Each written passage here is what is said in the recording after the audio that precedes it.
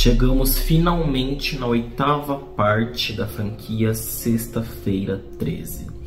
E olha, eu vou confessar uma coisa pra vocês. Foi meio difícil, viu? Depois que eu assisti a parte 7, eu enrolei pra poder assistir a parte 8. E aí eu percebi uma coisa, que essa franquia já está desgastada. E eu, é óbvio, percebi isso enquanto estava assistindo essa parte 8. Parando para fazer uma análise sobre as partes anteriores e essa parte 8, antes de eu assistir, eu percebi que eu não estava tão empolgado assim em continuar.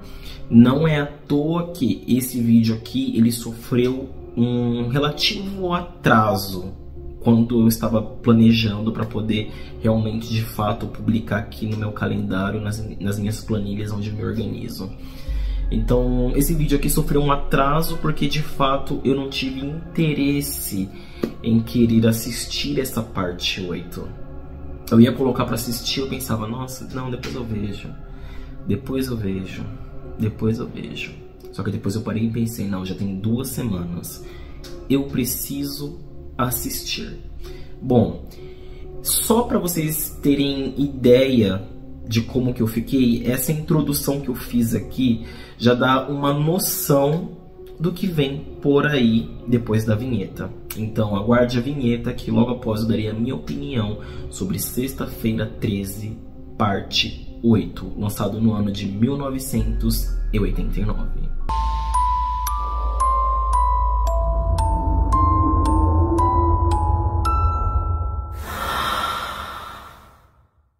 Oi, meu nome é o Eric Pedro e esse é o canal Terrornologia. Sejam todos muito bem-vindos. Se você está chegando aqui no canal agora, já curte esse vídeo, já se inscreva, porque assim você me incentiva a continuar investindo aqui no YouTube, beleza? Bom, pois é. 8º filme da franquia Sexta-feira 13 e o último dessa década de 80. Se a gente for parar para fazer uma análise, o primeiro filme foi lançado em 1980 e esse o 8º filme dessa franquia está sendo lançado no ano de 1989. Então é um filme que ele fecha essa década dos anos 80. Aí você para e pensa, caramba, de 1980 até 89, a gente tem um intervalo aí de uma década praticamente, uma década inteira de filme do Jason, de filmes sobre Sexta-feira 13. E isso é um tanto preocupante porque mostra um desespero de um estúdio em querer fazer dinheiro. Eu não fui atrás de bilheteria, de orçamento de nenhum filme dessa franquia. Pretendo fazer um vídeo comentando sobre. Mas é claro, se nós estamos aí no 8º filme, ainda tem mais pela frente. Significa sim que é uma franquia de sucesso. Bom, pois bem, eu acho que já está na hora de eu começar a falar sobre esse filme. E eu vou começar sobre o título. Sexta-feira 13, parte 8, Jason ataca Nova York. Quando eu olhei esse título, eu pensei, vem uma coisa diferente por aí. Eu pensei, caramba, como que o Jason vai sair de Crystal Lake, que é uma cidade que eu não sei onde fica, não me lembro, não me recordo agora, e vai parar em Nova York? Confesso que eu fiquei com essa dúvida. Aí, pesquisando uma coisa rápida aqui e ali, eu percebi que ele ia de barco, alguma coisa relacionada a barco. Aí eu pensei, beleza, como será que o Jason será transportado de Crystal Lake até Nova York? E a resposta para isso é uma coisa mais inacreditável do que eu imaginava. Ele foi nadando. O Jason, aquele menino que ele morreu afogado, que tinha trauma de água, ele foi nadando de Crystal Lake até Nova York. Para um monstro, um zumbi que tem medo de água, que tem pavor, que tem trauma relacionado à água, não faz o menor sentido isso. Na verdade, eu acho que essa frase não faz o menor sentido. Ele se aplica tanto para Sexta-feira 13, parte 7, quanto para esse Sexta-feira 13, parte 8. Gente, que filme sem sentido nenhum. Sério. Sexta-feira 13, parte 8 não tem o menor sentido. Ah, mas o Eric, você tá sendo chato de querer cobrar coisas reais em filmes, você esquece que é ficção. Beleza, eu sei que no mundo dos filmes tudo pode acontecer. Tudo. Mas não é que porque tudo pode acontecer que tudo tem que ser tolerado. Não é assim que funciona. Eu, pelo menos, penso dessa forma. Se eu estiver errado nesse meu pensamento, deixa aqui nos comentários, por favor, que eu gostaria de ver a sua opinião sobre isso. Mas tudo pode acontecer em um filme, mas nem tudo é tolerável, entendeu? Então, colocar o Jason nadando de Crystal Lake até Nova York não faz sentido. Na verdade, agora que me veio um pensamento aqui, eu vejo que o Jason, ele sempre tem alguma ligação com a água. E para quem tem trauma, não parece que a água faz tanto medo assim. Enfim.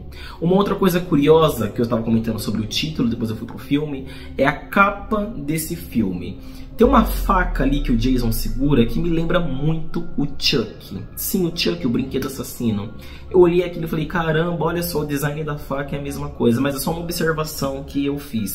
É interessante notar que Brinquedo Assassino 1, o original, foi lançado em 1988 e Sexta-feira 13, parte 8, foi lançado no ano de 1989. Beleza. Voltando especificamente para o filme. Eu estava comentando sobre Crystal Lake. E aí eu parei e pensei, caramba, olha como que Crystal Lake está diferente. Tem montanhas, tem rochas, tem porto, suporta navio, suporta barco. Eu falei, putz, mano, olha só em como que tanta coisa teve que ser adaptada e mudada para esse filme acontecer.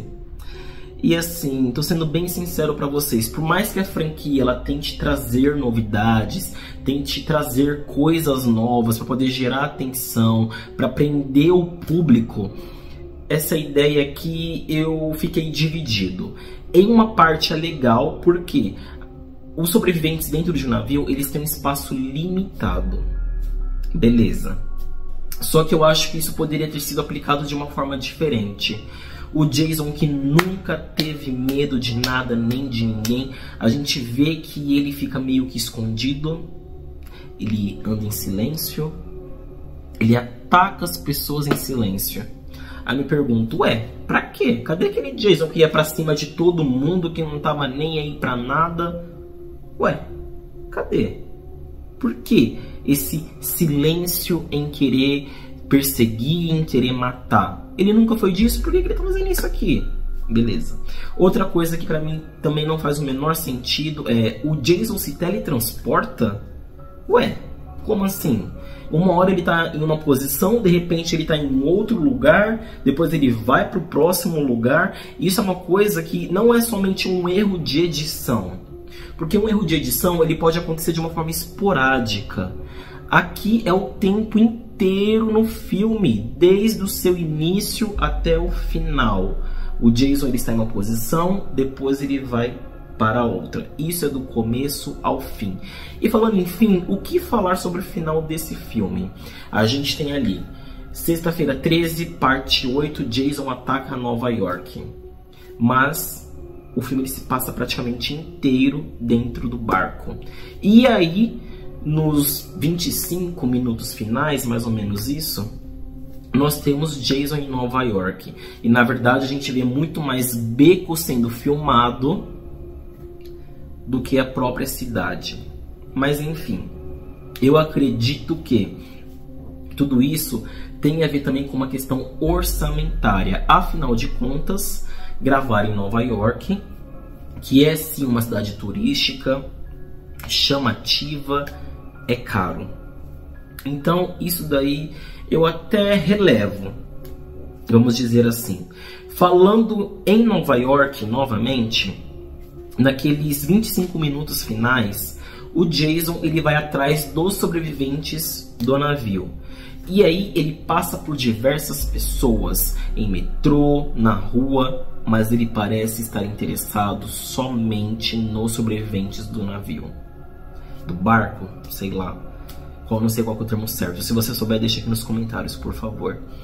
E as outras pessoas nas ruas? Por que ele não mata? Por que é que dentro de um vagão cheio de gente, ele não atacou ninguém? Só foi atrás dos protagonistas. Quando eu vi que ele estava chegando em Nova York, a primeira coisa que eu pensei foi: caramba, ele vai atrás, além dos sobreviventes, é óbvio, de outras pessoas que não tem nada a ver com aquilo. E aí eu vi as coisas acontecendo e eu falei: não tem sentido. O Jason ignora todas as pessoas ao seu redor para ir somente em cima daqueles sobreviventes. Então, é aquilo que eu falei pra vocês. Sexta-feira 13 é uma franquia que se desgastou com o tempo. E eu entendo a minha posição em ficar relutante em assistir esse filme. Porque eu confesso que eu já estava meio que cansado. Eu fui assistindo na sequência 1, 2, 3, 4, 5, 6, 7. Aí chegou no 8º, não me deu vontade. E eu entendo isso. É aquilo que eu falei. A franquia, ela tenta se inovar, tenta trazer coisas diferentes. Só que o problema é que o público provavelmente já estava saturado. Eu falo provavelmente porque eu não vivi nessa época, nem nascido eu era. Mas eu estou falando por mim. Eu, como público, como uma pessoa que assiste, um consumidor, eu me cansei dessa franquia. E é por isso que eu fiz uma pausa tão longa para poder assistir esse filme e trazer esse vídeo aqui para vocês. Porque eu pensava, caramba, é mais do mesmo, né? Cadê? Não tem uma novidade, não tem... Entendeu? Então,